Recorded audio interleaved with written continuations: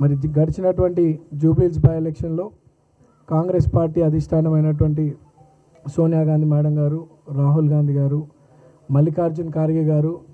KC Venugopal గారు స్థానిక నాయకత్వాన్ని ప్రోత్సహిస్తూ అలానే నా మీద ఎంతో నమ్మకంతో మా ప్రాంత ప్రజలకు అండగా ఉంటానని చెప్పి ఎంతో నమ్మకంతో నాకు అవకాశం కల్పించినటువంటి మా ముఖ్యమంత్రి రేవంత్ అన్న గారికి, పిసిసి అధ్యక్షులు మహేష్ కుమార్ గౌడ్ గారికి, ఇన్ఛార్జ్ మేడం మీనాక్షి నటరాజన్ గారికి, విశ్వనాథన్ గారికి అండ్ ఎంటైర్ క్యాబినెట్ మంత్రులకు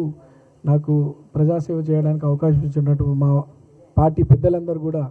ధన్యవాదాలు తెలియజేస్తూ, మరి గడిచినటువంటి బై ఎలక్షన్లో మంచి మెజారిటీ దాదాపు 25,000 మెజారిటీ ఇచ్చి నా మీద నమ్మకంతో నన్ను ఆశీర్వదించినటువంటి నా జూబ్లీహిల్స్ ప్రాంత ప్రజలందరూ కూడా మనసారా ధన్యవాదాలు తెలియజేస్తూ, పార్టీని గెలిపించుకోవడానికి నిరంతరం రాత్రింబవలు దాదాపు 2-3 నెలల నుండి కృషి చేసినటువంటి క్యాబినెట్ మంత్రులందరికీ, మరీ ముఖ్యంగా వివేకన్న, పొన్నమన్న, తుమ్మల నాగేశ్వరరావు గారు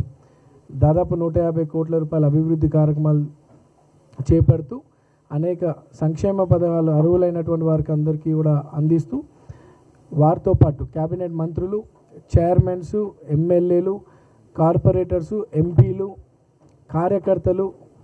జిల్లా అధ్యక్షులు, రాష్ట్ర స్థాయిలో ఉన్నటువంటి కాంగ్రెస్ పార్టీ కార్యకర్తలు, ఏఐసిసి కార్యకర్తలు, స్టేట్ కాంగ్రెస్ పార్టీ కార్యకర్తలు అందరూ కూడా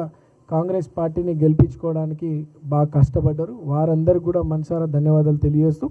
వారందరి యొక్క కష్టం, కృషి, మా ప్రాంత ప్రజల యొక్క ఆశీస్సులతో నేను ఈరోజు మీ ముందు ఎమ్మెల్యేగా గెలుపొందినాను. మరోసారి వారందరికీ ధన్యవాదాలు తెలియజేస్తూ